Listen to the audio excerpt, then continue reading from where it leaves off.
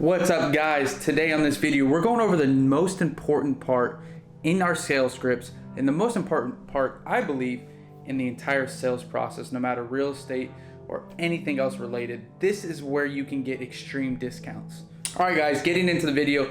For you guys that do not know me, my name is Gino Palumba, real estate investor here in Atlanta, Georgia. I'm 23 years old. And our company mostly wholesales real estate. I also have 23 rentals, Airbnbs, all that good stuff, which are the rentals. And yeah, we're doing hopefully around $4 to $5 million this year and wholesaling real estate. Now, so getting into the video, the most important part in our sales process is motivation. It's hitting motivation or hitting pain with sellers. That's how we, in our business and many other businesses, how we can get extreme discounts. It's because we don't just target people, we target everyone, but we're not looking for the people that don't even want to sell, they don't care about selling, there's no reason for them to sell. Those people aren't going to be our customers. For anyone that doesn't know wholesaling real estate, usually the customers are people that are in pain. Not always, but mostly. And pain meaning whether they inherited a house, they live out of state, whether their spouse is sick, they need to take care of them somewhere, even if it's with them at their house, they need money. It's the third story is, 3-story house is not something that they can manage. They need just a ranch house or whatever it is. There's some sort of pain or motivation into selling the property. What I've learned over the years from taking multiple sales trainings is there's a strategy to get that out of them, to get their pain out of them. There's different ways you can do it. And on this video, I'm going to just talk about two things: Socratic questions and stuff I've learned from Chris Voss in the book Never Split the Difference. I highly recommend that book, Never Split the Difference by Chris Voss. And so let's go first in Socratic questions. Well, I learned this from Steve Trang, sales trainer, and also, successful entrepreneur. We all know his podcast, Real Estate Disruptors. If you don't, go check that out, Real Estate Disruptors. Some of the highest people in the industry, the best people in the industry on that podcast weekly. But anyway, he taught me Socratic questions. It's like, when you're asking a seller, it's making sure that we're asking questions that are not a yes or a no, right? That they can't answer this, they meaning the sellers, for a yes or no. So can you tell me more about that? How long has that been going on? Can you paint that picture for me, what a perfect situation would look like for you? Can you tell me more? How has that affected you? Again, all these questions just to trigger even more deeper, detailed conversation with the seller on how this pain or how this blank pain is affecting them. For example, can you tell me more about your mom? Yeah, she's been sick for 2 years. She's getting really bad now.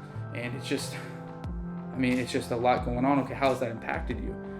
Well, every day I'm talking to her, I got to make sure she's okay. And I got to coordinate with the nurse to come. And you see how I'm getting them emotional. And let me go back to this. Let me rewind. How do we get discounts in anything in sales? How do we get discounts?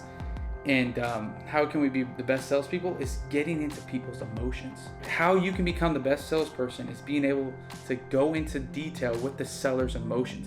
Get their emotions up. Because we know as humans, our decisions are made off of emotions, not logic, right? There's a lot of times where we do things knowing that's not the right thing to do, or knowing we shouldn't do that, or knowing that food's not going to make us, be healthier. We know that if we ate that piece of cake, we're not getting skinnier, even though we're on a diet, but we still do it because emotionally we want that piece of cake, right? We have that, it's gonna taste so good. I remember the one that tasted 6 months ago before I had this diet. And so our emotions get the best of us. And what we want to do in sales is we want to get as deep into the seller's emotions so that we can get the deepest discounts as possible, right? And so, ways we can do that is those Socratic questions that I just mentioned to you.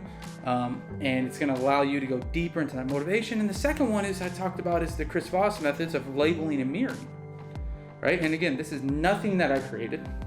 I'm giving credit to Chris Voss. You can look this up. But labeling, for instance, is another way to allow them, again, in all these, is to just keep them going detailed into their motivation, to go deeper into their motivation. So for example, in my instance, when I just made that example of that my mom's sick and I have to move down to Florida. Well, how you would label someone is repeating the last 1 or 3 words of their sentence, which causes them to go into more detail in other words. So for that example, I said, my mom's getting sick, I gotta move down to Florida. Your mom's getting sick? I'm the seller. I'm going in more detail. Yeah, she's been sick for more than 3 years. She's dealing with this, and that. Or another example of a random motivation that sellers have is the tenants destroyed the property. What had you thinking of selling, Mr. Seller? The tenants destroyed the property? And I repeated the last 3 words, right? Or 1 to 3 words. Tenants destroyed the property. It's actually 4, but you get it, right? So repeating, and what that's going to cause is that seller now is going to go, yeah, they destroyed the property, they did this, and that. They did, they've completely tore out all the carpet, they destroyed the walls. Whatever it is, it's going to prompt them to go into more detail. And what do we get with more detail? More pain, more emotion, right? So mirroring is you're saying the last 1 to 3 words, like I gave the example of, is the tenants destroyed the property. You're asking it in a questionable voice, right? You're putting your voice down, you're asking it like a question. The tenants destroyed the property, and it's prompting them, right? We already went over that. That's mirroring. Labeling is when you use words like it seems like, it sounds like, it feels like. Those right there are labels. And so how are you going to use that? Yeah, I got to, what had you thinking of selling, Mr. Seller? Well, the tenants destroyed the property. It needs a lot of work, and I don't want to fix it up. Well, it sounds like it's affected you a lot. Yeah, it has. Because now I got to go clean it up, and my wife is pissed at me because we own a rental property that's destroyed. Got it. It seems like your wife has a lot of input on the decision to sell. Yeah, she does. She's the one that wants me to sell really bad. It's both of our property. We got to get this thing cleared out. God, it seems like this whole process, and you could change it up. It sounds like this whole process of, dealing with this property has been a pain. And again, just literally just keeping on, do it 3 or 4 times. And it's awkward as heck at first, but what you'll see is you're able to dive in and get those emotions out of the seller. They're going to explain themselves, right? Seems like, feels like, sounds like. You can use that. And again, that's labeling.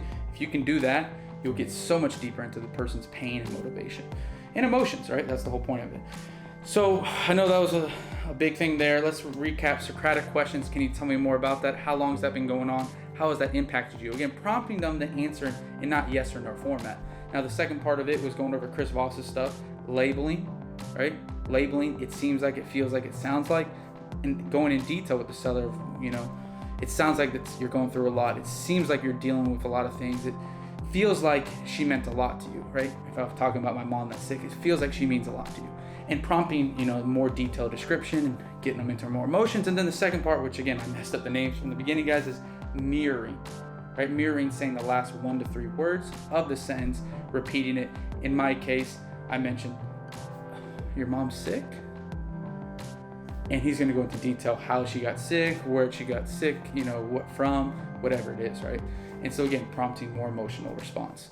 More emotions, more discount. And that's why getting their pain, getting their motivation is the number 1 sales tactic in the business, in any business. And it's going to allow you to get deals at a deeper discount. So if you got value from this, please click a link down below. And you see my profile on Instagram. Follow me, share a picture, share a video of you watching this, like and subscribe. And thanks again.